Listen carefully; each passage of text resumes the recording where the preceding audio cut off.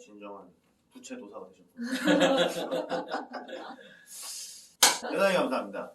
99년생 게스트와 99번 PD가 만드는 방송 리프코리아 약관동이 11회 빼빼로가 생각나네요.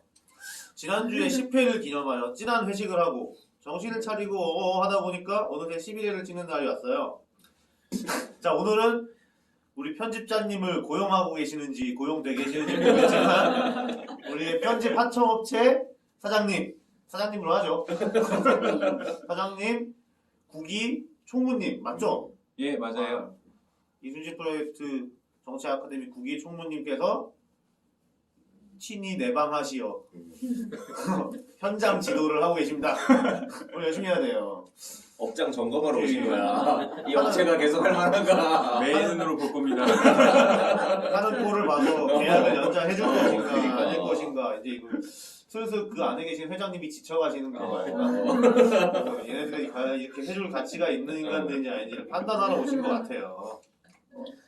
지난주에 했던 부채도사 특집에 이어서 게스트 오늘의 주제는 뭔가요? 네, 오늘의 주제는 기본소득입니다. 네, 기본소득. 대한민국 정치판에서 가장 핫한 이슈 중에 하나죠. 오늘은 이 기본소득에 대한 얘기를 해볼 거예요. 그 전에 지난주에 했던 국가부채 관련해서 김포김 씨님의 추가 브리핑이 있겠습니다. 사실 이 국가부채 관련한 거랑 기본소득 관련한 내용이랑 연결되는 게 있거든요. 그럼 일단 김포김 씨 브리핑부터 가시죠. 저번 공직재무 방송을 녹화하고 김광수 소장님 경제시평을 보다가 좋은 자료가 있어서 소개해드리려고 합니다. 먼저 정부채, 공채, 금융특수채 증감에 대해서 확인해보고 거기서 이제 또 부채들, 정부, 기업, 가계 부채들을 각각 그 월드와이드 비교가 있어서 그것도 좀 비교를 해보고 총 부채가 GDP 대비 얼마나 되는지 확인해보는 걸로 그렇게 진행을 하도록 하겠습니다. 그리고 이제 궁극적으로 빚을 졌으니까 갚아야 되잖아요. 네. 그럼 우리나라의 구조적으로 갚을 수 있는지 앞으로 그 부분도 나라에서 진짜 이거 통계치를 잘 계산을 해서 이렇게 하면 갚을 수 있다라고 하는 것인지 한번 보려고 자료도 좀 준비해놨습니다.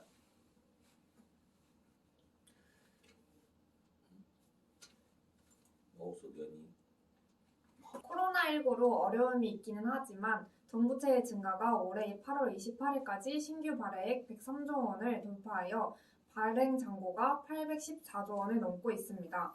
정부채의 대부분은 국채가 차지하고 있는데 국채 발행 잔고는 790조 원을 넘고 있으며 올해 신규 발행 잔액도 101조 원을 돌파했습니다. 아직 4분기가 남아있고 2차 재난지원금을 준다고 하니 신규 발행액은 150조 원이 될 것으로 예상됩니다. 이게 무슨 뜻인지 알아요? 지금 읽었는데. 빚이 대충 엄청 많다. 근데 아직 4분기 남아있는데 또 돈 줄 거 있으니까 빚이 엄청 늘어날 것이다. 조조 그러잖아. 이 신규 발행액이라는 건 채무를 이제 올해에 신규로 늘린 거. 발행 잔고라는 거는 지금 쭉 누적으로 현재 쌓여있는 정부채의 총액. 지금 갖고 있는 거죠. 갖고 있는 국채의 총액. 발행 잔고가 국가 정부채, 그러니까 중앙정부하고 지방정부 합친 게 지금 814조. 현재 8월 28일. 8월 28일 그러니까 8월 28일이니까 90, 11, 12 4개월 남았잖아요. 네. 그러면 지금 4개월 동안 또 2차 준다고 하고 추경을 4차 추경을 했기 때문에 충분히 150조는 넘지 않을까. 지금 이제 오른쪽에 있는 그래프를 보면 정부채의 증감이 나와 있잖아요. 매해 신규로 발행한 정부가 신규로 발행한 그 국채 양을 표시를 해놓은 건데 2007년도도 쭉 보면 2020년도 그러니까 올해는 8개월 분인데도 불구하고 압도적으로 높아요. 정부채를 발행을 한 게 물론 이제 코로나라는 특수한 상황이 있긴 하지만 너무 압도적으로 지금 크기 때문에 이 부분에 이제 조금 문제가 있는 게 아니냐라는 이야기를 계속 하고 있는 거죠. 저번에도 한번 얘기했는데 이명박 시절에는 정부채가 굉장히 작잖아요. 생각보다 많이 안 늘었죠. 예. MB 아저씨가 멋지게 분식을 하셔가지고 분식 아니라며. 분식이요 분식. 확실한 분식이야 그건. 창의력. 경계가 애매해. 창의력. 네, 정부채를 받고요. 공채를 또 아시죠? 이 공채는 이제 합쳐져 있는 거예요.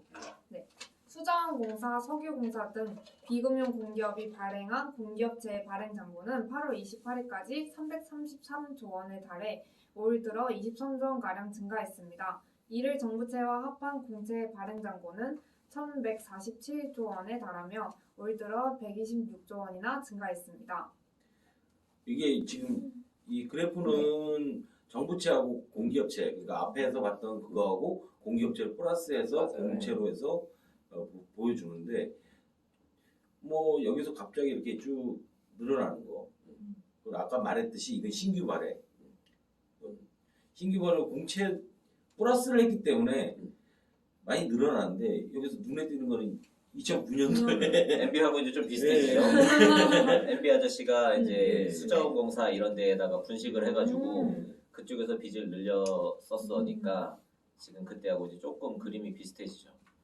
근데 그때 MB 때도 돈 많이 쓴다고 엄청 뭐라고 했는데 그때보다도 지금 훨씬 더 큰 액수로 늘어나고 있어요. 근데 이제 그때하고 지금의 이제 차이가 있다라고 하면 그때는 이제 말로는 이제 뭐 강바닥에 뿌렸는데 지금은 이제 사람들한테 뽀뽀해주니까 더 좋은 게 아니냐. 어느 방송에서는 그러더라고요.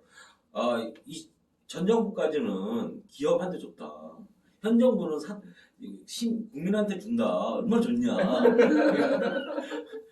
어느 게 좋은 거야 모르겠네. 그게 뭐 사실은 조선모사거든요. 그리고 이게 빚은 그 사실 빚 자체가 좋다 나쁘다 이야기할 수 없고 그 빚이 어디에 투자되었는가 그게 중요한 건데 사실 기업은 우리가 이제 그 이야기할 때 기업에 주면 뭔가 특혜를 주는 것처럼 생각을 하고 이렇게 개인들한테 주는 거는 좀 더 좋은 것처럼 생각을 하는데 사실 경제 주체로서 가계와 기업, 정부의 역할이 다 다르거든요. 기업은 왜 만들었는지 아세요? 기업은 투자를 전문적으로 하는 집단이에요. 투자를 전문적으로 한다라는 건 위험을 전문적으로 관리하는 집단이 기업이에요. 가게는 원래 투자를 하는 집단이 아니라 저축을 하는 집단. 근데 지금 우리나라는 가게가 빚을 내서 투자를 하고 있죠. 부동산에. 그러니까 이게 좀 문제예요. 경제 구조상으로 원래 위험을 감수하기가 어려운 이 경제 주체가 불가피하게 먹고 살기 위해서 리스크를 감수하면서 부동산에 굉장히 묶여 있는 상황인 거예요. 그러니까 이게 단순히 기업에 주는 건 나쁜 거고 국민들한테 주는 건 좋은 거다라고 볼 게 아니라 큰 틀에서 경제를 이렇게 봤을 때 가계에 빚을 내서 돈을 준다라는 행위가 경제 자체를 되게 왜곡할 수 있는 행위여서 조금 더 큰 틀에서 좀 보면 오히려 더 위험할 수도 있다라는 그런 부분도 있는 것 같아요.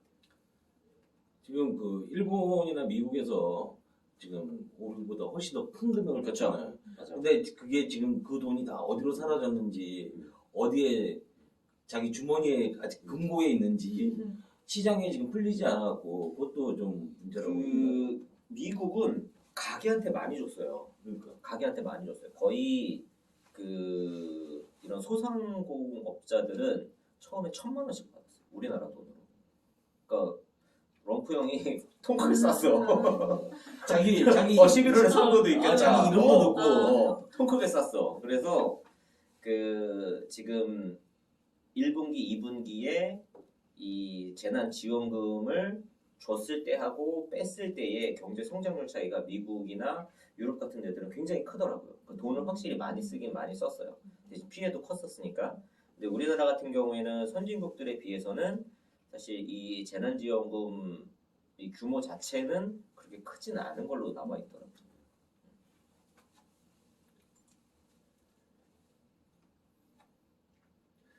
대기업과 중소기업 및 소상공인 등에 대한 산업자금 지원 및 부실 구조조정과 같은 정부 재정 지원 산업을 대신하고 있는 산업은행과 기업은행 등 금융공기업이 발행하는 금융투자채의 발행 잔고 역시 8월 28일까지 202조 원을 넘고 있습니다. 올 들어 33조가량 증가했습니다. 이를 다시 공채에 달한 159조 원가량이 증가했습니다. 국공채 발행 잔고는 1349조 원은 GDP 대비 70%를 훌쩍 넘는 수치입니다.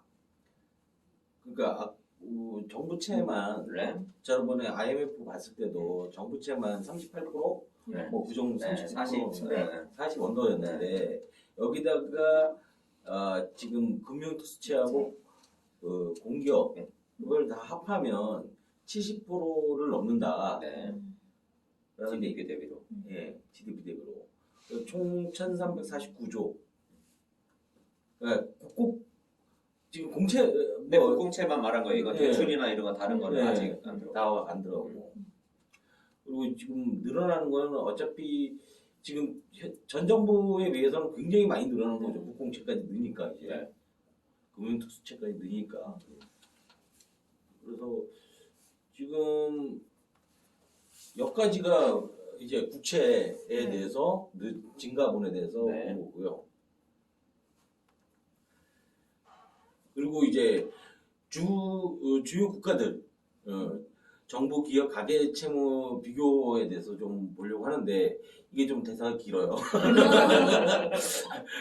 각각의 경제 능력에 따라서 GDP 대비 어느 정도 되는지도 보는데 이게 좀 그 대사가 길었던 게 제가 이제 소장님 시평을 보다 보니까 다들 그 주옥 같아. 정정한 이유가 있고 근데 이게 하나도 없다. 그게 왜냐면 그것을 보면 우리가 앞으로의 미래를 대충 예상할 수가 있는 거예요. 그러니까 예측하고 대비할. 경기 버블이라든가 네. 부동산 버블이라든가 이런 것들을 다 이제 막 무너지면서 다 그리고 이제 그 유럽 국가에서는 또 여러 가지 복지 혜택을 많이 줬었잖아요. 네. 그러면서 이제 부채도 굉장히 많이 늘어났잖아요. 그런 것들이 사회복지 이런 것들이 있기 때문에 좀 더 확인하고 가야 되지 않느냐라고 생각을 해서 이 정부 채무 비율이라는 것은 저번에 IMF에서 네. 38% GDP 대비 38%에서 한국이 38%고 일본은 뭐 200% 넘는다고 저번에 봤고요. 미국은 100% 조금 넘네요. 그런 식으로 한국 정부 채무 비율이 유럽, 미국, 일본에 비해 상대적으로 낮은 원인은 굳이. 분식. 예, 부득이죠. 2019년 한국 공공기관의 총 채무가 525조, 정부 채무가 792조. 그래서 총 보면 72% 정도 달하고 있다라고 얘기를 해요. 그 정부 채무와 공공기관 채무를 합한 공공부문 전체 채무는 채무 비율이 70%에 달한다. 앞에서 봤듯이. 네.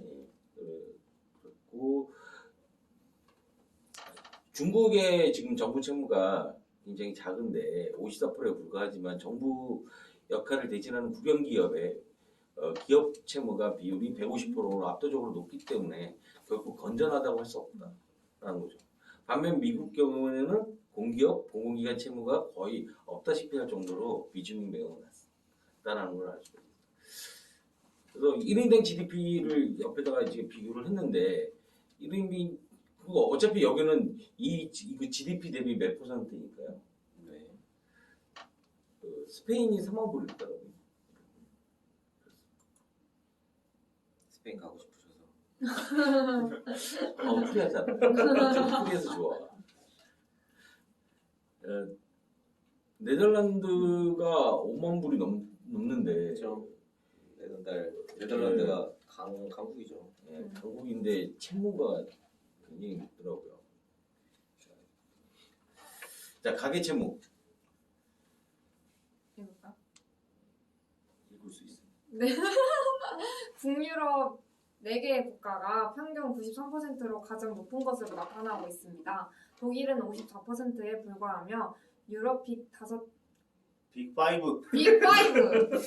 국도 평균 69%로 상대적으로 낮습니다. 이에 비해 정부 채무 비율이 압도적으로 높은 일본의 가계 채무 비율은 59%에 불과하며 2008년 서브프라임론 사태의 주범이었던 미국의 가계 채무 역시 75%에 그치고 있습니다. 다만 한국의 가계채무 비율은 북유럽 5 국가 비슷한 94%로 매우 높습니다. 한국의 가계채무 비율이 높은 이유는 주택대출 증가 때문이라는 사실은 익히 잘 알고 있을 것입니다. 그러니까 우리가 지금 다른 나라에 비해서 그 가계채무가 굉장히 높다고 네. 계속적으로 얘기를 하잖아요. GDP 대비 지금 거의 100% 이제 육박하고 있는데 올해 가계채무가 많이 안 늘어났다고 얘기는 하긴 하는데 그래도 계속적으로 전반기에 좀 많이 늘었죠. 네. 전반기에 많이 늘고 6월달 그 대책 나온 이후로 조금 줄고. 근데 이제 이 북유럽 이 4개 국가는 굉장히 그 높은 게 얘네들 집값이 좀 높아서 그러나? 집값이 높기도 하고 또 이제 아마 뒤쪽에 가면은 또 설명이 나오겠지만 이게 가게가 있고 기업이 있고 정부가 있잖아요. 밸런스가 맞아. 총 합으로 치면 얼추 비슷해져. 그러니까 정부가 채무가 많으면 가게나 기업이 상대적으로 채무가 적어지고 정부가 채무가 없으면 그러니까 정부가 채무가 많으면 상대적으로 기업이나 가게는 조금 채무를 덜 내도 되고 질량 보존의 법칙인가요? 아마 이게 뒤쪽에 그래프를 다 보고 나면 이게 설명이 되겠지만 삼위일체?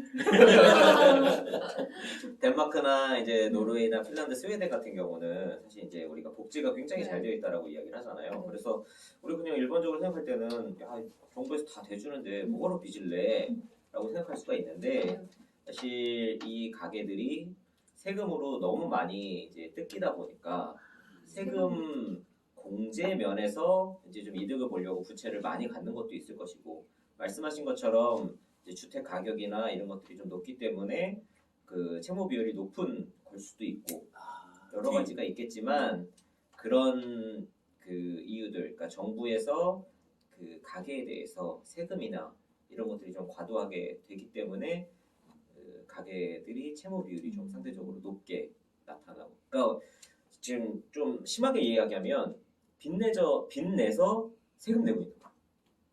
네. 북유럽 국가들은 빚을 내서 세금을 내고 있는 것과 마찬가지예요. 지금. 그러니까 무조건 이렇게 북유럽 국가 복지가 좋으니까 좋은 거다라고 말하는 게 아니야. 그래서 요새 유튜브나 사실 이런 데 보면 북유럽에 살다가 온 외국인들 하는 유튜브들 많거든요. 거기 사람들 한국이 너무 좋다고 자기네들 진짜 숨 막힌다고 그런 표현하는 친구들 되게 많거든요. 너무 막 정부에서 모든 걸 통제하고 그 세금 내다 보면 그냥 다 이렇게 똑같이 그냥 그렇게 살게 된다. 너무 좀 이렇게 통제된 그런 느낌? 그런 이야기하는 친구들도 있더라고요. 이제 기업 채무. 기업 채무 비율 역시 가계 채무 비율과 비슷한 양상을 보이고 있습니다.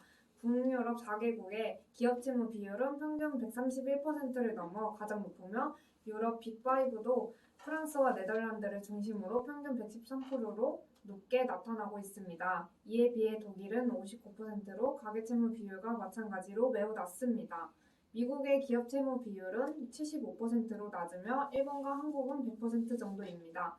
다만 한국은 공기업 채무가 포함된 점을 감안하면 실질적인 민간 기업의 채무 비율은 70% 정도로 높지 않다고 할 수 있습니다. 일본 역시 공기업 채무가 포함되어 있지만 1980년대부터 철도, 전력, 가스, 통신, 우편 등을 중심으로 적극적인 민영화 추진으로 공기업이 크게 줄어든 상태입니다. 미국은 공기업이 주택금융공사인 페니메이와 프레디맥 정도로 거의 없습니다. 페니메이와 프레디맥도 실제는 정부 보증형 민간 기업으로 공기업이 아닌 공기업이라고 할 수 있습니다. 지금 기업 부채 이쪽은 기업 부채도 굉장히 많네요. 그쵸? 가게도 많고 가게도 많고 기업 부채. 기업 부채도 많고. 그러니까 아까도 얘기했지만 빚을 내서 세금을 내는 걸 수도 있고 또 다른 하나는 세금이나 이런 게 너무 과도하다 보니까 세금 공제를 받으려고 채무를 늘리는 면이 있을 거고 뒤에 얘기 나오더라고요. 또 다른 하나는 그 세금으로 인해서 이제 경쟁력이 약화되다 보니까 채무 비율이 상대적으로 늘어날 수밖에 없는 구조일 수도 있는 거고. 이제 아까 여기 지금 자료에도 얘기를 하는데 한국은 지금 민간 기업의 채무 비율은 70% 정도로 높지 않다라고. 그렇죠. 사실 한국이 그 채무가 높은 기업 채무가 높은 국가 중 하나였거든요. 이게 옛날에 IMF 시 그렇죠. 그때 그 김우중 회장이 유명한 얘기했잖아. 200% 300% 뭐 이거 있잖아요. 누가 자기 돈으로 사업하냐고. 세계는 넓고 할 일은 많다. 그랬는데 사실 그때 IMF 때 본의 아니게 그러니까 의도하진 않았지만 부실 기업들이 많이 좀 구조 조정이 됐죠.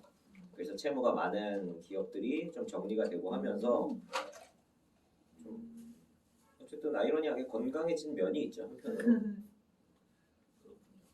역시 독일은 독일입니다. 그렇죠. 사실 그냥 빚이라는 건 돈 많은 사람은 굳이 빚낼 필요 없잖아. 그러니까 맥도날드가 주식에서 안 하는 이유가 그렇죠. 미국엔 그런 회사들이 네. 많아요. 크고 유명한 회사인데도 그냥 프라이빗하게 계속 유지하는 회사들도 되게 많고 독일이나 이런 데들은 사실 경쟁력을 가지고 있고 현금 유동성이 있으면 뭐 세제 측면에서 기본적인 채무나 뭐 회사채 발행하는 거 외에는 굳이 채무 쓸 일이 없으니까 놔줄 수밖에 없는 거고 그런 경쟁력이 좀 약한 데들 뭐 네덜란드는 워낙 금융 이런 것들 많이 하니까 이렇게 좀 유통 이런 거 관련돼서 채무 비율이 높을 수 있다라고 해도 그 외 나라들은 아무래도 좀 경쟁력하고 좀 반비례하는 게 아닌가 하는 생각도 좀 드는 것 같아요. 일본의 기본 기업 채무는 비율이 높은 편이죠. 음. 네, 높은 편이죠. 100% 넘으니까.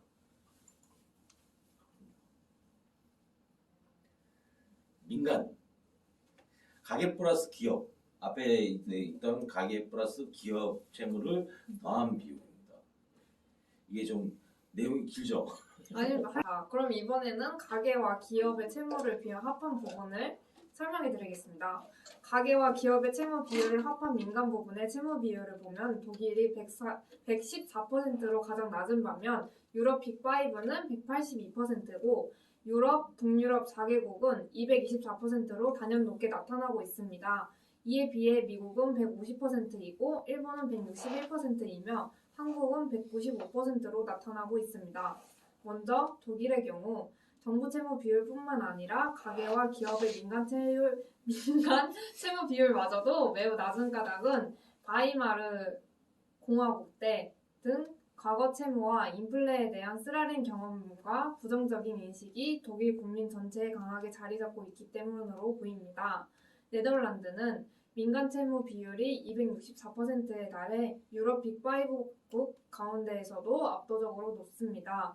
북유럽 4개국의 가계와 기업의 채무 비율이 매우 높다는 사실이 놀랍습니다. 그 이유로는 무엇보다도 높은 조세 부담률을 줄이기 위해 주택 등 부동산 투자를 통해 세공제 효과가 큰 채무를 적극 활용했을 가능성이 높다는 점을 들 수 있습니다. 실제로 북유럽 4개국의 고정 자산세는 소득세. 소득세 맞지? 소득세에 비해 상대적으로 매우 낮은 편입니다.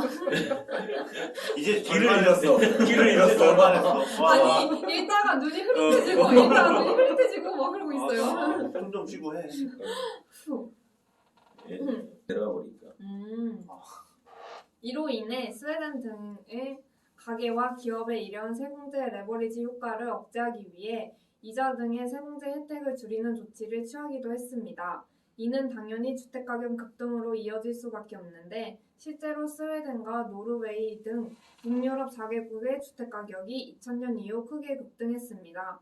하지만 주택가격 급등은 역으로 주거의 질을 악화시켜 주거 관련 사회복지 비용을 증가시키는 악순환의 부메랑이 되었다고 할 수 있습니다. 미국의 민간 부분 채무 비율은 150%로 낮으며 가계 채무 비율이 높은 한국도 195%로 높지만 공기업 채무를 제외하면 165% 정도로 낮아집니다. 일본 역시 161%로 유럽 복지 국가들에 비해서는 상대적으로 낮은 편입니다.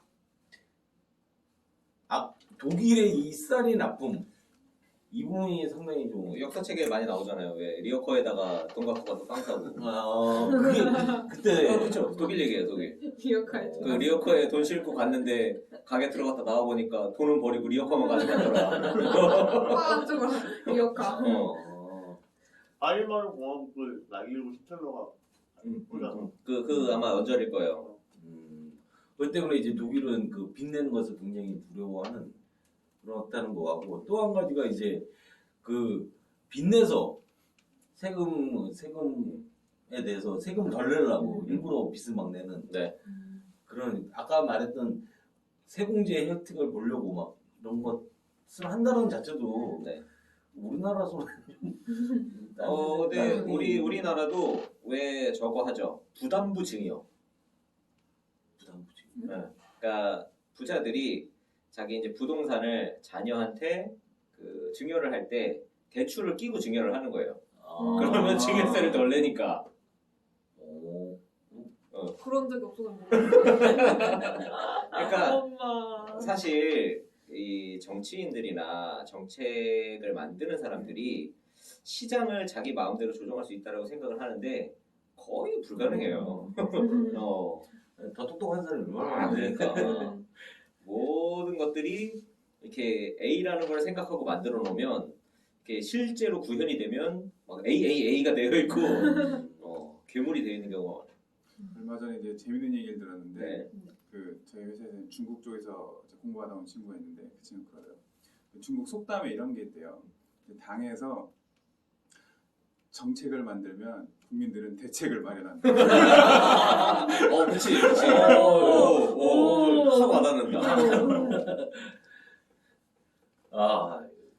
일단 그 미국은 굉장히 낮아요, 그죠? 네, 미국도 사실 2000년대 중반에 빚이 굉장히 많았었어요. 최고.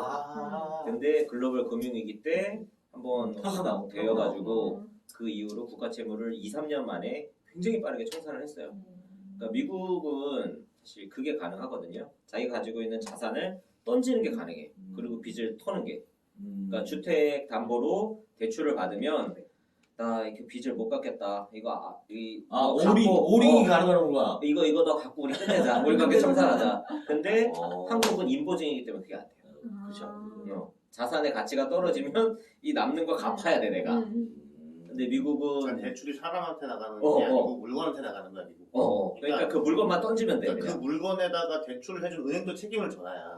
근데 우리나라나 일본은 또 동양 쪽은 그런 거 웃기지 마. 그래서 지금 그 파산 제도가 혁신을 가로막는 그게 있는 거야. 미국은 날라가면 그거만 하고 나는 그냥 맞아. 갖다 다시 할 수가 있는데 우리나라는 그게 깜빡을 가니까. 철컹철컹. 그러니까 혁신을 하는데 그 파산 제도가 엄청 중요해. 유럽이 그게 반반이라고 들었어요. 이것에 대해서 대책을 어떻게 만들지? 정책이 있으니까 대책이 나오는. 그 물건에 대한 그걸 하려면 기존 거를 털어야 되잖아. 그걸 못 하는 거야. 한번 퉁을 쳐야 되거든. 한번 좀 자치고 처음부터 딱 시작하면 되는 그 IMF 때 쳤으면 되는데 못 친 거지. IMF 때 그래도 많이 치긴 많이 쳤지. 쳤는데 근데 많이 인보증은 망했으니까. 남은 거잖아. 들어갔다 오셨잖아, 많은 분들이. 중간에 사면 해가지고 나오긴 했지만 일단 들어갔다 오고 막 이랬잖아. 그래, 뭐래. 근데 다시 사업을 안 하잖아, 그 사람들이. 택시기도 하고 부동산 넣고 이렇게 된 거지. 근데 그게 또 이제 쉽지 않은 게 사실 빚은 누군가는 갚아야 되거든. 근데 그 미국 같은 경우도 우리가 생각할 때는 이제 물건에다가 대출을 해줘서 물건 던지면 되니까 명확하다라고 하지만 미국 내에서도 이 파산 절차가 굉장히 복잡하고 그 하는 사람도 자기 신용이 완전히 날아가기 때문에 웬만하면 이 파산 절차를 밟지 않으려고 굉장히 노력을 하거든요. 어쨌든 공적 자금이 들어가긴 들어갔죠. 맞아. 미국도 들어간 건데 사람들의 진짜 많이 인식이 들어갔어. 안 그런 거지. 그래서 이제 이거를 보면 국가 채무가 없는 이 북유럽 국가들이 국가 채무가 굉장히 낮아요.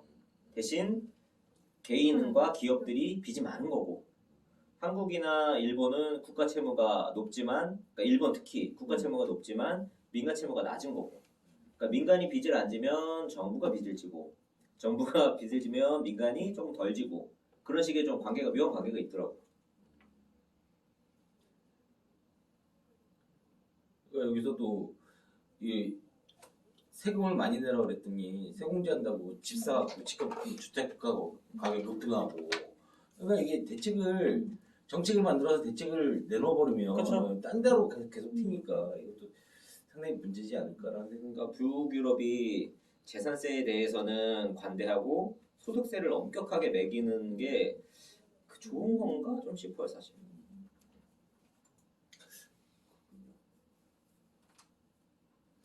돈 안 버는 게 좋아.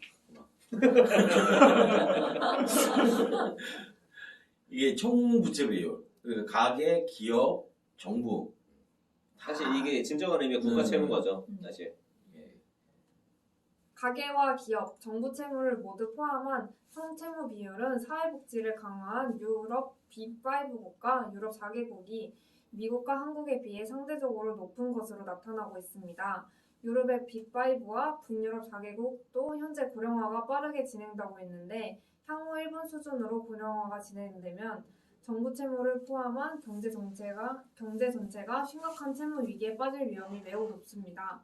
한 나라의 경제 성장은 그 나라의 경쟁력에 의해 결정되며 경쟁력은 그 나라 전체의 혁신력과 총 투자에 의해 결정됩니다. 경제 전체로 볼 때 지속 가능성을 해치지 않는 적정 채무 한도가 있다고 할 수 있습니다. 경제 전체로는 채무가 정부나 가계, 기업에게 어떻게 분포되어 있느냐가 중요한 것이 아닙니다. 가계와 기업 채무가 부실화된다면 최종적으로 정부 채무를 기속될 수밖에 없기 때문입니다. 일례로 1990년대 부동산 거품 붕괴로 일본 기업들과 금융기관이 과다채무로 부실화되다 일본 정부가 거액의 공적 자금을 투입을 통해 채무 부실을 떠안았습니다. 한국 역시 1990년대 말 외환위기 때 대기업과 금융기관이 과다채무로 부실에 빠지자 한국 정부가 구제금융을 통해 이를 대신 떠안았습니다. 미국도 마찬가지로 2008년 글로벌 금융위기 때 가계와 기업, 금융기관의 부실 채무를 천문학적인 공적 자금을 투입을 통해 대신 떠안았습니다. 그 결과 정부 채무가 급증하게 된 요인이 되었습니다. 정부든 가계든 기업이든 누가 채무가 많고 적은가가 중요한 것이 아니라 경제 전체의 총 채무가 얼마나 많으며 성장 잠재력 면에서 지속 가능한가가 중요한 것입니다. 그러니까 이걸 쭉 이렇게 읽다 보니까 어차피 뭐 누군가가 갚아야 된다는 그 말이 네. 진리잖아요. 네. 그래서 전체를 놓고 봐야 되는데 우리는 계속 38%만 놓고 그렇죠. 정부 채무 비율이 낮다. 뭐 낮다 뭐 그러고 있는데 이거 보면 우리나라도 200%가 넘어서 뭐 200 한 30, 40% 40% 정도 되는 것 같아요. 일본은 압도적이지. 뭐. 넘사벽. 너무 건물주잖아. 그러니까 괜찮아요. 좋겠다. 독일은 진짜 와 대단한 것 같아요. 170%, 180% 정도. 미국은 그 규모에 비하면 네. 250%. 미국도 많은 거죠. 빚이 많은 거죠. 미국 근데 특히 이제 정부 채무가 많은. 2008년에 굉장히 천문학적인 공적 자금 투입해서 털었는데도 아니죠. 공적 자금을 투입해서 아. 그때부터 빚이 많아진 거지. 그 정부의 빚이 가계와 기업의 아. 채무가 일부는 이제 부실 정리하면서 떨어진 거고 나머지 이제 그 떨 수 없는 것들은 정부가 이제 떠안은 거고. 왜냐면 이거 다 떨어버리면 은행들이 다 파산해 버리니까 그걸 이제 정부가 떠안아 준 거죠 일부. 그래서 그때부터 계속 빚이 늘어나고 있는 거고 지금 또 코로나 때문에 또 엄청나게 늘어나고 있는 거고. 근데 아까 앞에서도 얘기했듯이 쭉 와서 보니까 뭐 유럽 5개국, 뭐 북유럽 4개국, 한국, 미국 뭐 거의 뭐 250% 수준에서 그냥 왔다 갔다 왔다 해서 갔다 하는. 한국이 또 뭐 압도적으로 많다 그런 건 아니에요 사실. 근데 다른 나라들이 지금 빚이 많기 때문에 우리나라도 비슷한 주 빚이 많은 거지. 우리나라가 다른 나라보다 적으니까 아직 건전하다. 빚을 더 내는 이 상태는 아니라는 거죠. 다들 안 좋은 거고 저 나라들은 이제 그 안 좋은 상태가 우리나라보다 더 앞에서 오래된 거고 우리는 거기 이제 따라가고 있는 거고 굳이 저기 앞에 이제 벼랑인 걸 아는데 거길 따라서 뛰어갈 필요는 없잖아. 안 좋은 데인 줄 알면 이제 거길 어떻게 안 가는 방법을 생각을 해야 되는데 지금 자꾸 이제 저쪽을 따라가려고 하니까 문제인 거예요. 그러니까 받으면 좋은데 받은 다음이 이제 문제인 거잖아요. 그렇죠. 다 빚이 되고 어쨌든 갚아야 될 돈이니까. 어쨌든 정부는 이익을 만드는 주체가 아니잖아요. 돈을 버는 데가 아니야. 돈을 국민한테 받아서 다시 국민한테 주는 기관이기 때문에 정부에서 뭐 기본소득을 주네, 재난지원금을 주네 한다고 해서 좋아할 게 아니에요. 왜냐하면 너네한테 많이 받아서 너네한테 많이 줄게라는 이야기와 별반 다르지 않거든요. 어쨌든 다 내야 될 세금이니까. 그렇지. 이건 진짜 말 그대로 조삼모사야. 근데 사실 한 쿠션 먹으면 네. 그만큼 줄어드는 거 아니에요? 그렇지. 그렇지. 중간에 수수료 내야 되니까. 세금을 내고 100만 원 어. 받는 게 아니고 그치. 지금은 내고 실제로는 네. 95 이렇게 맞아요. 받아야 되니까 결과적으로는 뭐 공무원 월급 주고 끝나는 거 그치. 아니까. 이게 왜 그 노름하면 결국 하우스만 부족된다고 하잖아요. 비슷한 거야. 중간에 그 원쿠션 먹는 거기만 논하는 거야. 좋은 게 아니야. 근데 지금 계속 그거를 요구를 하잖아요. 많은 사람들이. 네. 그러니까 우리가 그 조산모사 하면서 원숭이 참 멍청하네 이렇게 하잖아요. 근데 지금 복지 국가를 내세웠던 국가 중에 망한 나라가 굉장히 많잖아요. 그리스. 다들 사실 조금 이제 비실비실하고 있고 특히 이제 독일이나 프랑스, 영국 이런 나라들은 이제 우리가 교과서에서 얘네를 되게 많이 봤거든요. 유럽의 병자 이런 표현이 우리 그 정치경제 교과서에 되게 많이 나왔었어요. 그래서 80년대, 90년대에 구조조정도 많이 하고 그 공적 영역을 민영화도 굉장히 많이 하고 하면서 체질 개선을 한번 했죠. 특히 이제 영국은 그뭐 대처, 뭐 철의 여인 막 그래가지고 민영화 이런 거 하면서 좀 말이 많았고 독일도 뭐 하르츠 개혁 뭐 이런 거 하면서 좀 개혁을 많이 했고 미국도 이제 레이건 아저씨가 좀 개혁도 하면서 한쪽으로 이제 스타워즈 하면서 좀 많이 말아먹긴 했는데 그런 식으로 한번 좀 리뉴얼하는 과정들이 있었죠. 거기서 독일 같은 경우 가장 좀 모범적으로 한 게 아니냐라는 평가를 받고 있고. 우리 쪽에서는 엔지니어 쪽에서는 독일이 좀 문제가 많다라는 생각을 좀 해요. 왜요? 그러니까 이제 얘네들은 그 장인 정신이 너무 쩔어갖고 자기네는 좋은 품질을 만든다, 좋은 품질 네. 제품을 만든다. 네. 그러니까 무조건 좋은 품질을 만들어야 되는 게 좋은 게 아니거든. 아, 그쵸. 그렇죠. 잘 팔리는 제품이 좋은 제품이지 네. 좋은 제품이 네. 잘 팔리는 제품은 아니고. 그렇죠. 근데 약간 독일이 좋은 제품을 자꾸 만들려고 하는 것이 잘 팔리는 제품이 아닌 경우가 많아지기 때문에 좀 약간 좀 잘 나가잖아요. 네. 자, 그런 다음에 이제 또 받고 이게 그러면 우리나라가 이제 수입하고 지출, 총 수입, 총 지출 부분에 대해서 그 어떻게 보고 있는지 봤는데 여기에 보면 이제 2020년까지가 딱 나와 있어요. 총 수입, 총 지출이. 총 지출이 쭉 올라가다가 기획재정부의 전망은 이게 기울기가 갑자기 바뀌죠. 바뀐다라는 거죠. 근데 이것을 몇 프로 명목 GDP 대비 총 지출 비용을 보면 확 늘어나거든요. 급격하게 상승하는데 그 다음에 자기의 예상은 이렇게 진행을 한다는 거예요. 여기서 질문. 자, 그러면 예전에는 20%였어요. 네. 네. 그럼 28% 유지하는 것도 맞는 거예요?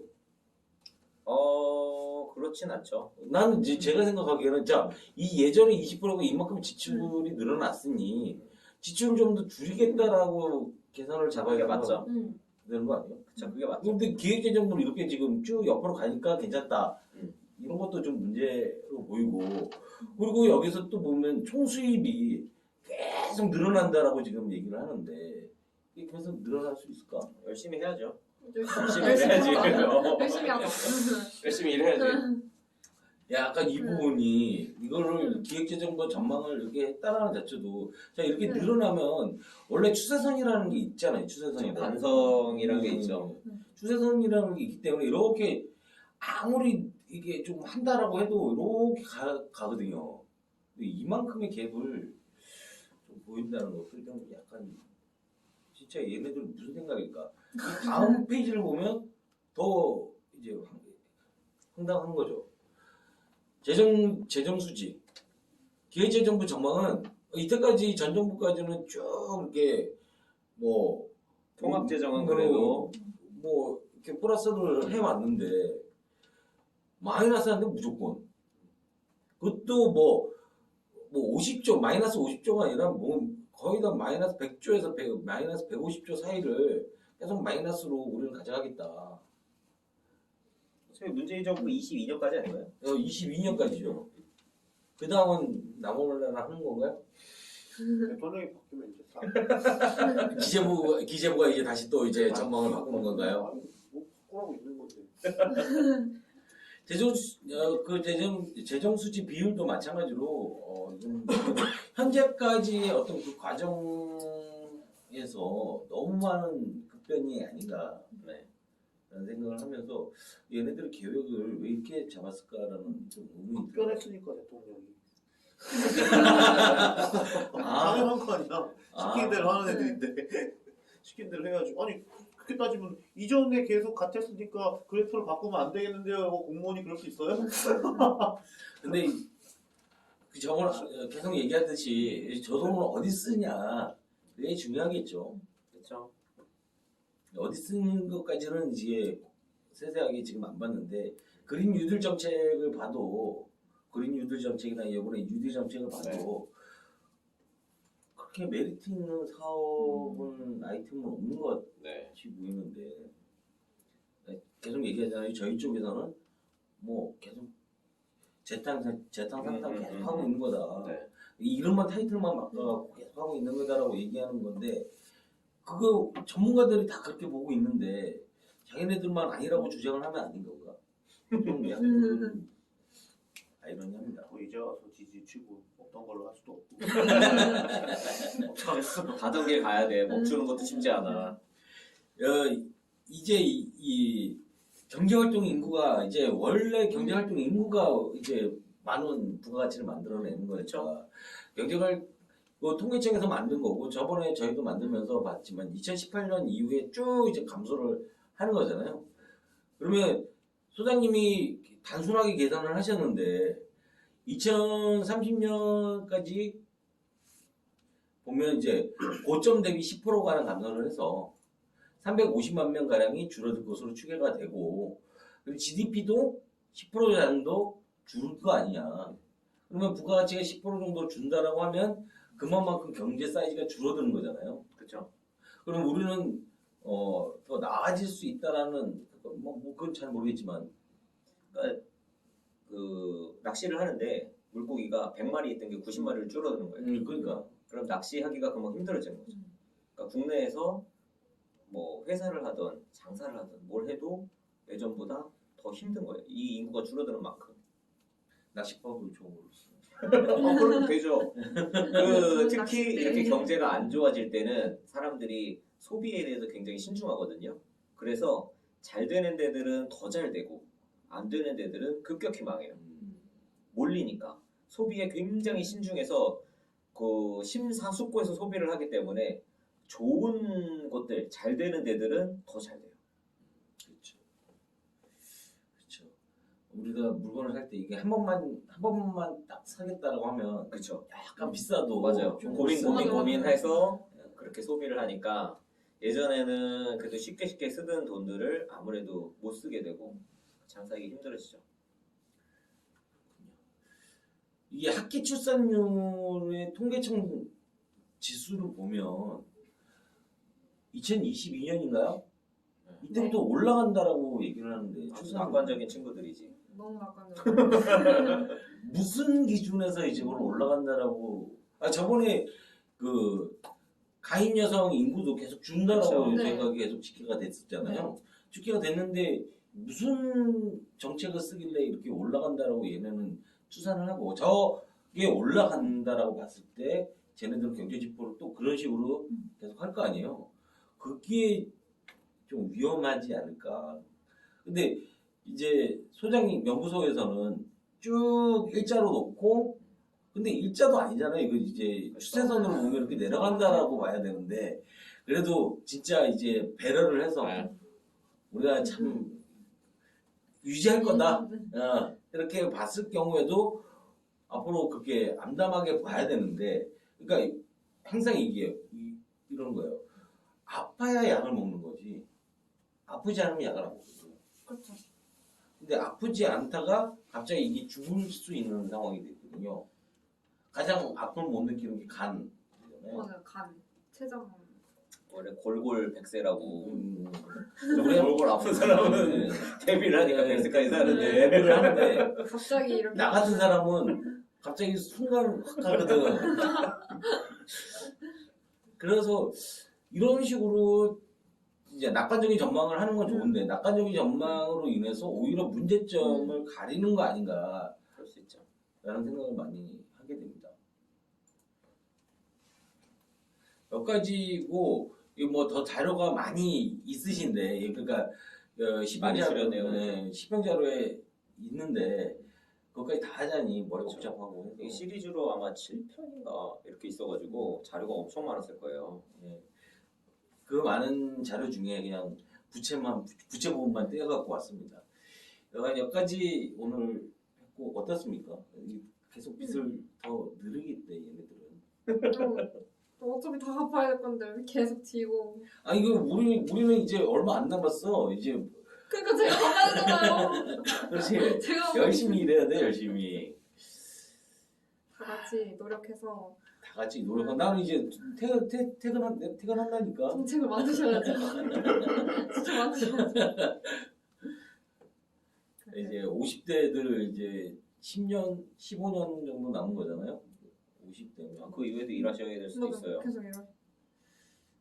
내가 저번에도 얘기했듯이 65세 넘어가면 쉬어야지. 그래 사람들이. 상황이 그렇게 낙관적이지 않아요. 네 여기까지 오늘은 여기까지 했습니다. 진정한 부채 도사가 되셨군요. 네, 멋진 브리핑이었습니다. 날이 갈수록 자료 제작 기술이 늘어가고 계세요. 일단 지난 편에서도 얘기했고 이번에도 얘기했고 국가 부채가 많으면 안 좋은데 그게 성장으로도 안 이어지면 더 안 좋다. 망한다. 뭐 이런 거였죠. 우리는 아르헨티나가 아니다. 결국엔 국가의 혁신, 경쟁력, 성장 이런 게 중요한 거고 그게 결국엔 양질의 일자리를 만든다. 이게 이순신 프로젝트가 추구하는 바다 이거죠. 그럼 일단 이걸 깔고 기본소득에 대한 얘기를 한번 해보면 좋겠어요. 게스트, 기본소득에 대해서 알고 있는 거 다 한번 얘기해보세요. 1분 동안 시간 제가.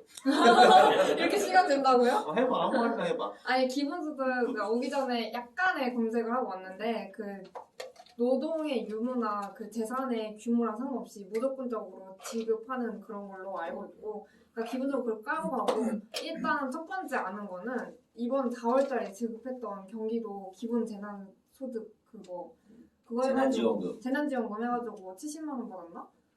사람 따라 좀 다르지. 네, 40만 원부터 네. 뭐 100만 그 원. 시에 따라서 조금 달라가지고 그거 받아가지고 아주 잘 썼습니다. 맨날 먹고 외식하고 어디 쇼핑 가서 다 쓰고 옷도 사고 막 그런 것도 샀던 거 기억도 나고 또 경기도 저는 그거를 받아가지고 80만 원 받아가지고 제 거는 20만 원 받았거든요. 그래서 아빠한테 17만 원 주고 받고 20만 원 줬어요. 그게 무슨 말이야? 그러니까 그 카드로 들어오는 거 있잖아요. 카드로 들어오잖아요. 그래서 카드를 주고 17만 원 받았어요. 현금으로 네, 깡을 현금으로. 했구나. 이거 범에 걸리잖아요. 이거 다 잡는 거거든요. 집안에서 그루마블 하는 거 아니니까.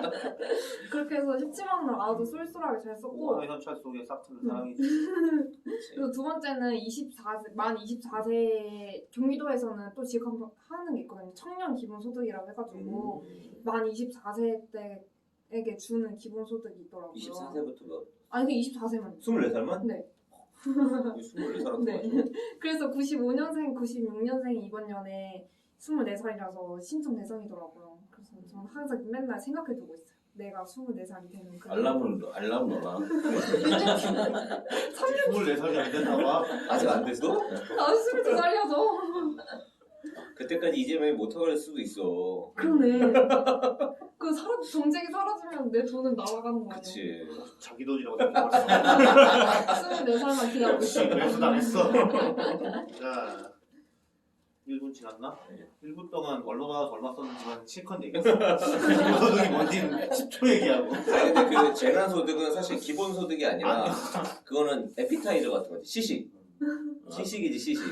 그때 줄 때도 이 기본소득이라는 재난소득으로 하냐 그것도 말이 많았잖아요. 그러니까 이 기본소득으로 하면 계속 줘야 될 것 같은 어떤 그런 느낌이 들고 그냥 재난소득으로 한 번 주자. 그건 재난지원금이었으니까 이런 위기적인 상황에 이제 특별한 상황에서 한 번 준다는 개념이었고 기본소득은 이제 그런 거 상관없이 쭉 계속 주는 거지 매달. 기본소득은 뭐 약간 학문적인 데피니션이 있어. 기본소득의 5대 조건이야. 그런 거 있어? 정기성, 보편성, 무조건성, 현금성, 개인성, 밀성. 그러니까 딱 5개 외우면 돼. 매월 모든 개인에게 무조건 10만 원. 이런 식으로 5개를 외우면 돼. 근데 이게 무조건 10만 원, 이게 여기서 이제 예를 들어 재난지원금이 현금으로 안 가고 카드로 가면은 현금성에서 빠진 뭐 이런 식이 있어. 근데 그 학문적인 정의는 수십 년 전에 나온 거고 이거 중에 어떻게 변형해서 가는지 2분 동안 얘기하셨죠? 역시 받아서 쓰니까 좋은가 봐. 2분 내내 좋지. 2분 내내 웃음이 가시지 않았어. 아, 너무 좋았어요. 역시 현찰의 힘은 이런 거예요. 맨날 외식해서 너무 좋았어요. 네. 집에서 안 먹었어. 일단 우리가 이프코리아 처음 방송 시작할 때 방송이 뭔지 아무것도 모를 때 감히 기본소득 토론회 이런 걸 개최해본다고 온라인에서 한다고 그랬다고 말 그대로 폭망했었죠. 뭐 내용은 둘째치고 진행 자체가 안 돼버려요. 아주 좋은 경험이었어요. 그 뒤로 이제 우리는 갈 길이 아직 멀구나. 100분 토론 이런 게 장난이 아니구나. 그냥 썰 푸는 컨텐츠부터 열심히 하는 게 좋겠다. 그래서 그 썰을 대중에게 풀어보자고 해서 그게 결국 약관동의의 탄생 배경이 됐다고 볼 수도 있죠. 아무튼 그때도 이슈몰이 한번 해보겠다고 제일 먼저 선택했던 기본소득. 어제 마침 100분 토론에서도 기본소득에 대한 내용을 했더라고요. 이재명 지사랑 원희룡 지사랑 나왔죠. 제레미 리프킨도 나왔어. 세상에 그 유명하신 누군지 알아요? 몰라요. 보면서 봤어요. 그거를 100분 토론 한 거를. 그래서 어제는 뭐 기본소득을 하자 말자 이런 얘기는 아니었고 주제 자체가 기본소득 그러니까 코로나19와 기본소득에 대해 가지고 얘기하면서 이제 그 재난지원금 가지고 그러니까 재난지원금 2차로 주는 거에서 보편이나 선별이나 이러면서 이제 여러 가지 담론을 얘기를 한 거예요. 기본소득에 있어서는 이재명 지사가 오래전부터 이슈를 선정을 했죠. 장사 잘하고 있지. 그죠? 장사 잘 되고 있죠. 선정을 했고 게스트의 마음도 샀죠. 저희 막 단돈 24만 원으로 20만 원. 20만 원에 그러니까 17만 원으로 현금 17만 원으로 17만 원. 깡후 17만 원으로 게스트의 마음도 샀죠. 어쨌든 정치판이서든 게스트의 마음에서든 뭐 실제로 실적이 있고 그래서 이제 기본소득을 얘기하자면은 지금까지 우리가 했던 주제들 뭐 있어요? 뭐 세금, GDP, 뭐 실업, 부채 이런 거 전부 다 깊게 관련이 있어요. 그러니까 여태까지 우리가 마치 기본소득을 얘기하기 위해서 여태까지 주제들을 한 것 같은 그런 느낌이 들 수 있을 척척 정도야. 싸워온 거야? 그러니까 이제 게스트가 주워 들은 거로 약간 기본소득에 대한 얘기를 할 준비가 되어 있어. 과연 진짜 기본소득이 뭔지 어떤 주장들이 있는지 이런 걸 좀 알고 시작을 해야겠죠. 사실 뭐 기본소득에 대해서 그냥 얼핏 들으면 기본소득이 이 세상의 각종 문제들을 거의 한 방에 해결할 수 있을 것처럼 느낄 수가 있어. 딱 들으면. 나도 처음에 그래서 혹했거든. 야 이거 하면 다 되겠네. 왜 안 해? 저거 한나라당 나쁜 놈들이 지들만 헤쳐먹느라고 안 하는구나.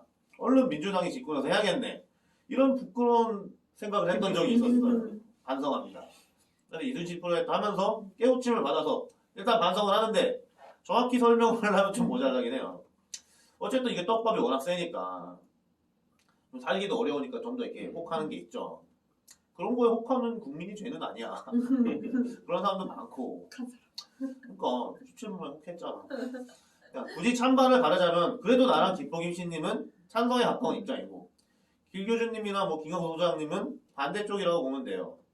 물론 굳이 찬반을 가르자면 그렇긴 한데 뭐 내가 소장님하고 토론하고 해가지고 이런 레벨은 아니긴 하고 그냥 찬성 쪽을 대변하는 입장이랑 반대쪽을 대변하는 입장으로 이제 빙의를 해서 한번 썰을 풀어보도록 할 거예요. 그래서 나랑 성근 형님 찬성, 게스트랑 비교주는 반대로 이제 편을 먹고 해보자는 거죠. 이거를 뭐 오늘 해서 끝나자는 게 아니고 모자르면 다음에도 하고 이게 중간중간 해가지고 시리즈로 했으면 좋겠어. 왜냐면은 이거는 영원한 떡밥이고 다음 대선 때까지 계속 긁어먹을 수 있거든. 그때 우리가 이것은 솔직하게 할 때 어그로를 어떻게 해서 그 방송이 개판이 났지? 막 진행이 안 돼. 그때는 뭐 얘기를 했는데 그러니까 기본소득 자체를 갖다가 네. 형님 한번 풀어보세요. 형님 아니, 뭐가 어그로를 그러니까 끌었어.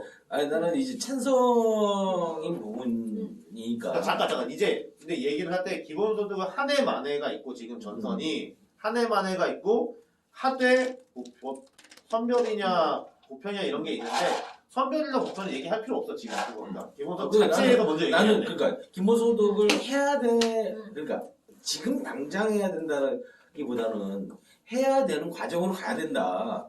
어떻게든 그간에 준비를 해야 되고 그 과정 속에서 기본소득이라는 거를 좀 그 지금부터라도 뭐 룰을 정한다든가 아니면 어떤 그 잘못되는 어떤 그런 또 악용해 먹는 사람들이 있잖아요. 꼭 그런 사람들을 어떻게 조절을 할 것인가에 대해서 충분히 토론이 돼야 된다고 생각하거든요. 근데 왜 필요하냐 하면 앞으로 지금 저번에도 이제 4차 산업혁명 하면서 일자리에 대해서 얘기했지만 일자리가 늘어나긴 늘어나요.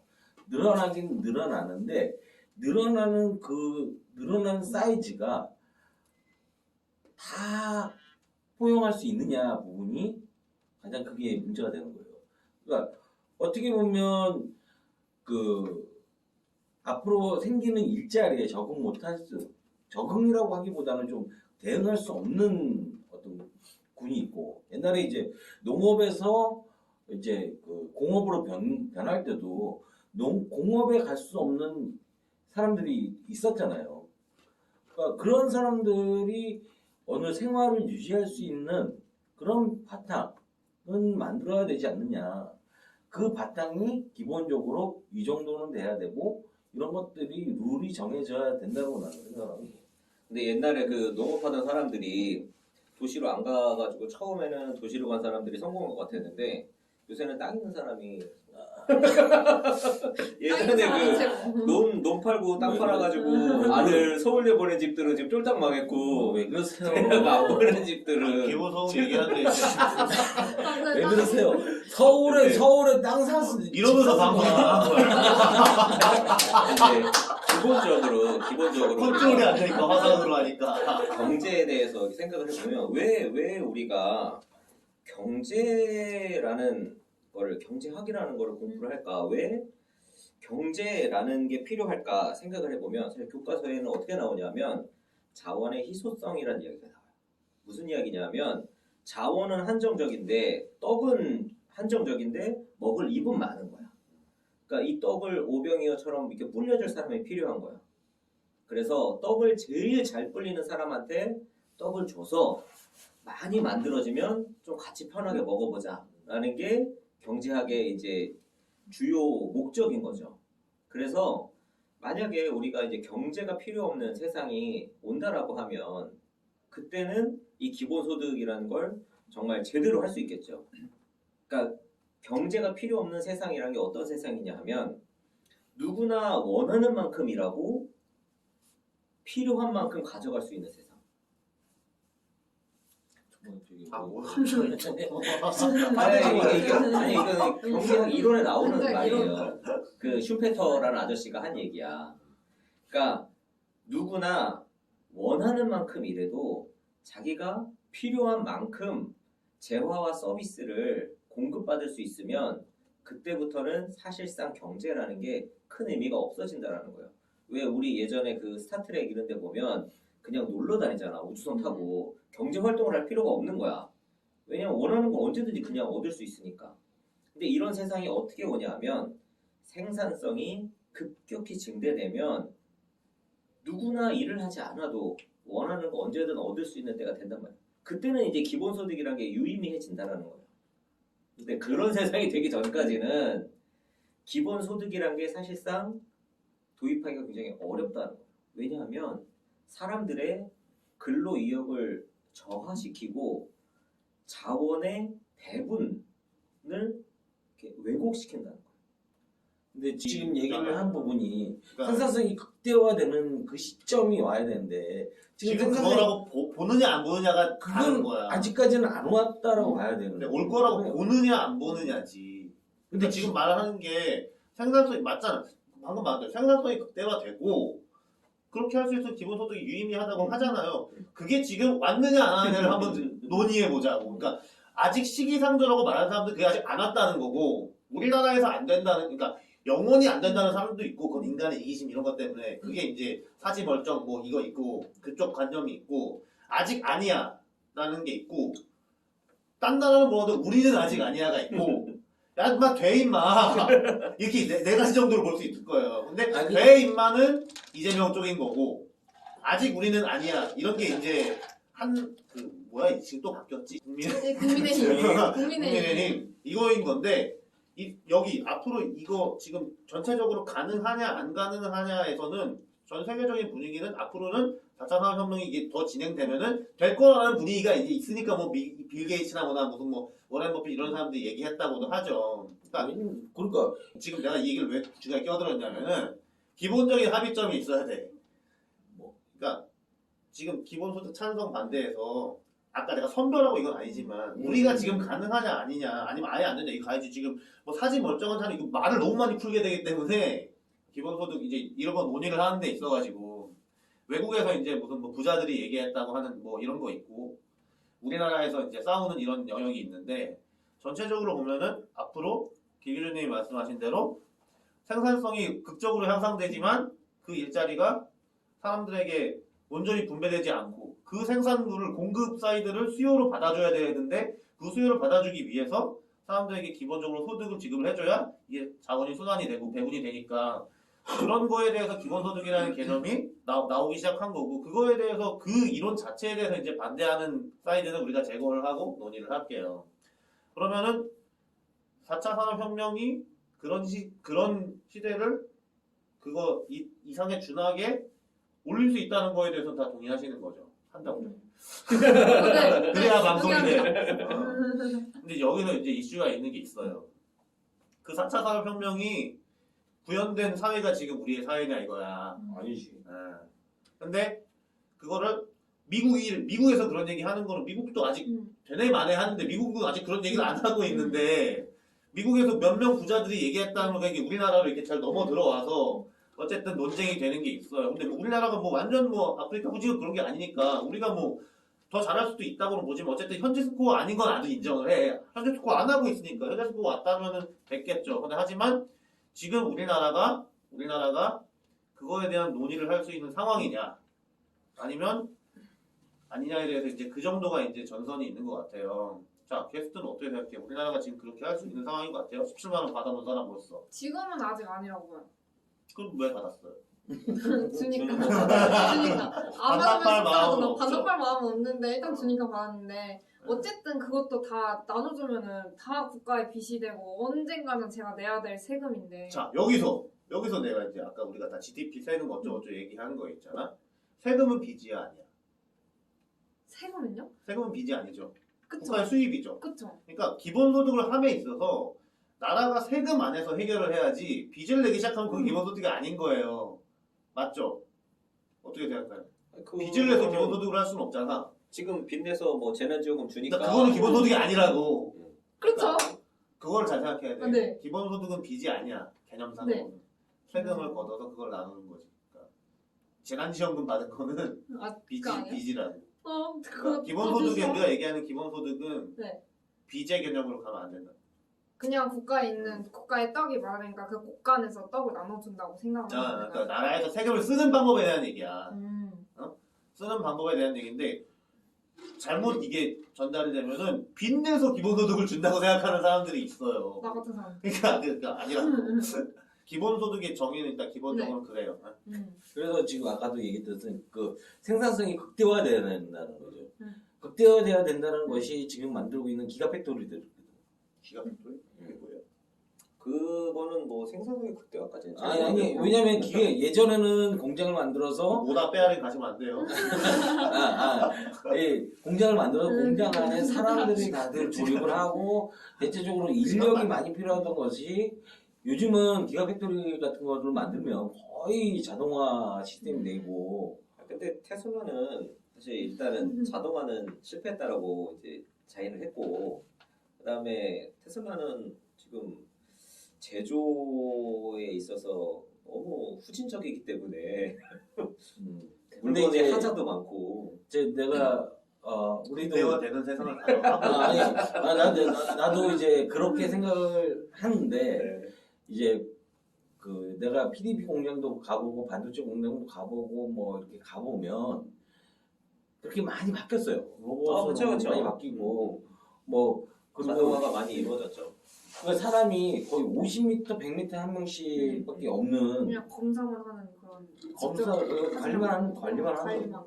그리고 이제 가끔 사람 왔다 갔다 하는 것은 뭐 이렇게 자재 부분이라든가 어떤 체크하기 위해서 왔다 갔다 하는 사람 그 정도 인원만 예전에는 진짜 그 평택의 공장에 이렇게 지면 거의 뭐 1,000명, 2,000명씩 이렇게 들어가야 된다. 뭐 그런 상황에서 지금은 1,000명, 2,000명이 아니라 거의 뭐 100명도 안 들어가니까 요즘 같은 경우에는 그런 식으로 기가팩토리 기가팩토리 자동화. 뭐 기가팩토리는 사실 테슬라 공장이고. 아니 SK도 기가팩토리를 주장했었고 기가팩토리가 보통 명사예요. 그래요? 그것도 뭐야? 나도 몰라 처음 듣는 야, 거야. 그냥 기가팩토리가 테슬라가 뭐야? 야 잠깐 기가팩토리, 기가팩토리가 뭔가요? 테라팩토리. 굉장히 큰 공장이지 그러니까 빅팩토리야? 빅의 한 차원 위에 빅빅. 예, 한 차원 위에 기가 팩토리 그러니까 그런 큰 공장을 만들면서 그 큰 공장에서 생산성을 극대화 그러니까 이동이 적어지거나 그 안에서 모든 것이 움직일 수 있는 그런 식으로 큰 공장을 만들어 버리니까 생산성이 극대화 돼서 계속 올라가고 있는 지금 추세이거든요. 우리나라 기업들은 뭐 SK가 기가팩토리를 광고를 한 지가 몇 년 됐어요. 몇 년 됐고 뭐 LG 회학도 얘기를 하고 다들 그런 식으로 뭐 바뀌고 있는 그런 상황이기 때문에 어차피 예전에는 공장 하나 지면 1,000명이 필요했지만 요즘 공장 하나 지면 100명밖에 필요하지 않다 보니까 생산성 훨씬 더 올라가고 있는 그런 조직. 이게 계속적으로 새로운 팩토리들, 기업 팩토리들이 만들어지면 그만큼 생산성 극대화하게 올라가기 때문에 부가가치는 지금 더 올라갈 수 있다고 보는 거예요. 근데 사실 지금 이제 일자리의 비중을 보면 제조업이 차지하는 일자리는 비중이 그렇게 크지 않아요.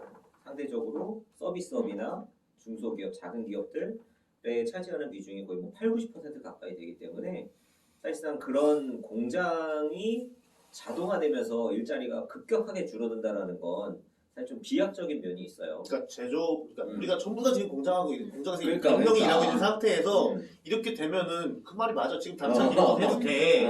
음. 그 100의 생산성을 그대로 먹을 수 있다는. 근데 아까 내가 보면서 잠깐 얘기했는데 그 노동이 전부 다 전환되는 그 중간지대가 있잖아. 이 중간지대 상태가 사실 골 때리는 거라고요. 그치. 서비스 자동화 이런 거 있잖아요. 이렇게까지 다 돼가지고 여기 있는 사람들도 다 놀아야 되는 상황이 와야 되는데 지금 경제는 그 자동화로 되는 부분보다 아닌 부분이 훨씬 크고 그치. 종사자가 더 많다는 거지. 그럼 그러니까 여기에 양질의 일자리가 들어가줘야 되는데. 여기서 얘기해야지는 이제 우리 서비스업 이제 서비스업이라고 하면 대표적으로 ICT 그쵸. ICT 쪽을 거의 뭐 대부분 서비스라고 보는데 ICT 쪽의 서비스도 어떻게 보면 점점 되고 있는데 그 시점이 예. 지금이냐는 거야. 아니거든.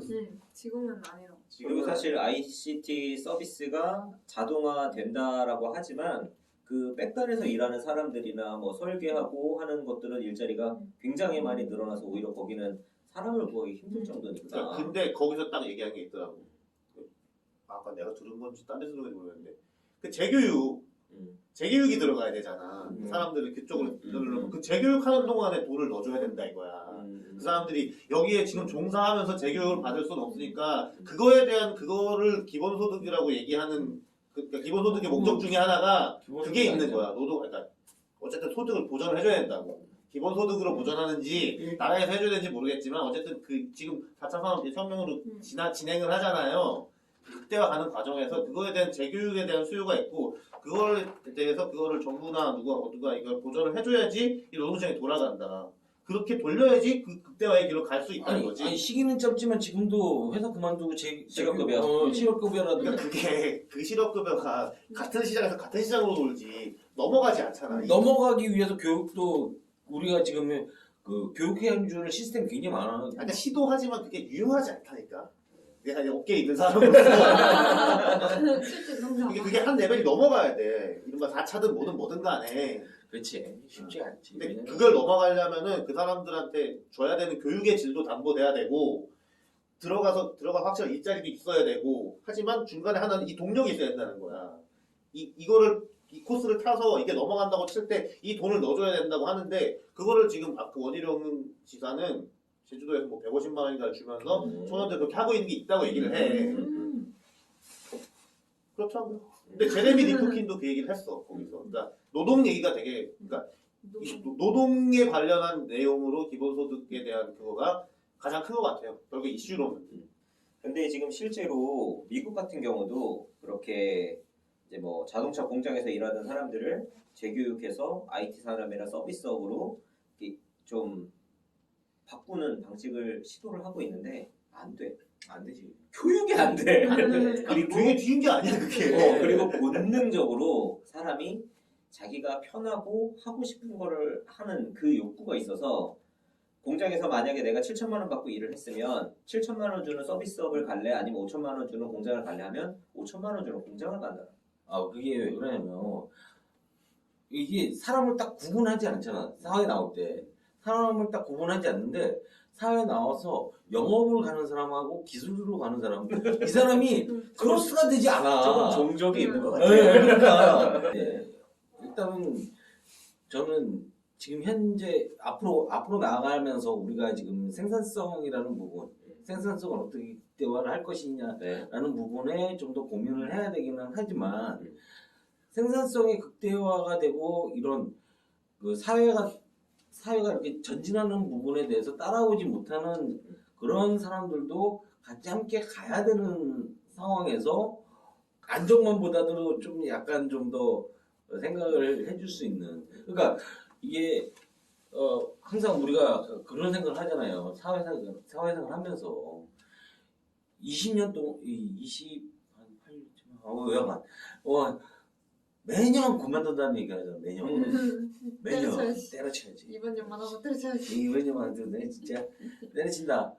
그러면서 이제 꿈을 꾸거든. 근데 꿈을 꿀 수가 없는 상황이거든. 이게 손을 놓으면 기본소득 있으면 꿈을 꿀 수 있나요? 꿈을 꿀 수 있다니까. 새로운 것을 그게 기본소득에 이렇게 이렇게 쓰여져 있는 어떤 꿈 프레임인 것 같아.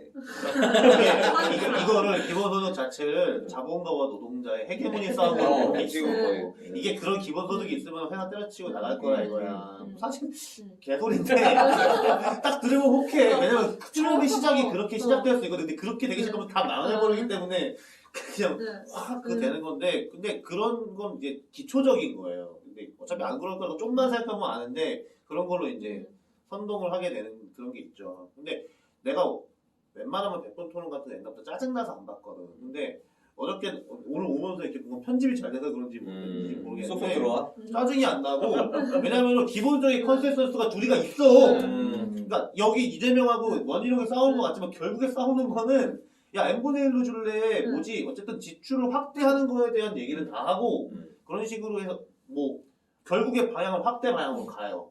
그 김종인 그쪽 거기서 지금 이미 거기 강용에서 들어갔고 그러니까 방향인데 결국에 그냥 둘이 가위바위보해서 하면 끝나는 일이야.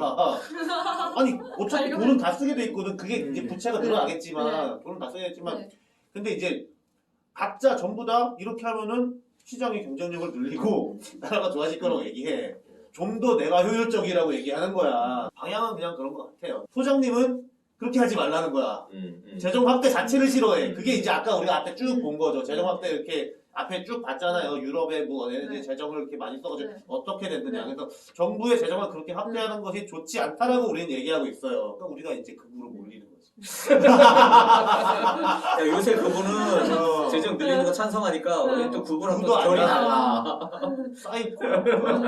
근데 우리가 얘기하는 거는 딱 어쨌든 지금 복지 재정이나 모든 건 나라가 돈을 많이 쓰는 방향으로 쭉 가고 있는데 지금 이게 코로나도 걸려가지고 뭐라고 할 수도 없는 상황인데 실제로는 우리는 그게 아니고 이게 시장에서 돌게 우리가 할 대안이 있다고 얘기하는 거잖아. 난 잘 몰라. 나는 그걸 믿거든. 그게 좋은 것 같아. 그리고 그게 기본소득을 보장해 줄 것 같아. 근데 뭐 아직 인정을 못 받고 있죠. 이제 시간이 다 됐습니다. 기본소득이 뭐가 좋고 뭐가 나쁘고 그런 게 사실 중요한 게 아니에요. 국민이 모두가 부자는 아니더라도 자신의 힘으로 일해서 먹고 살만한 양질의 일자리가 있고 그런 방법을 알고 실천한다면 기본소득이 뭐가 필요가 있어? 그 양질의 일자리가 곧 기본소득인 거죠. 이 두 개가 다른 게 아니에요. 넉살 잡고 싸울 일이 아니라고. 여기서 이제 그런 게스트가 외웠을 것만한 결론을 내기 위해 게스트가 한번 질문을 해봐요. 게스트 여러분, 국가 경쟁력을 확보해서 양질의 일자리를 만들어서 국민들이 잘 먹고 잘 살려면 어떻게 해야 되죠? 이수진 프로젝트가 성공해야 그러려면 어떻게 해야 할까요? 이프코리아를 열심히 장사해야 됩니다. 한 번 더 주십시오. 대단히 감사합니다. 감사합니다. 그리고 이제